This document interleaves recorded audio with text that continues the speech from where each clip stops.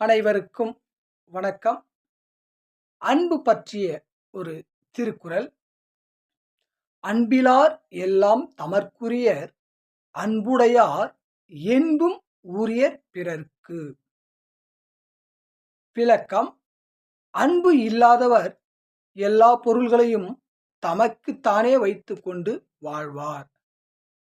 அன்பு இருப்பவர் தம் உடைமைகளை அனைத்தையும் மற்றவர்களுக்கும் பகிர்ந்து வாழ்வார்.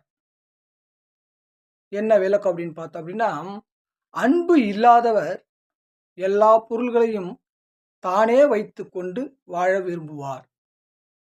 அன்பு இருப்பவர் தமக்கு இருக்கின்ற செல்வம், பொருள்கள், சொத்து இவைகளெல்லாம் தமக்குரியவர்களுக்கும் கொடுத்து இன்பமாய் வாழ்வார். மீண்டும் குறள்: அன்பிலார் எல்லாம் தமர்க்குரியர் அன்புடையார் என்பும் ஊரியர் பிறர்க்கு.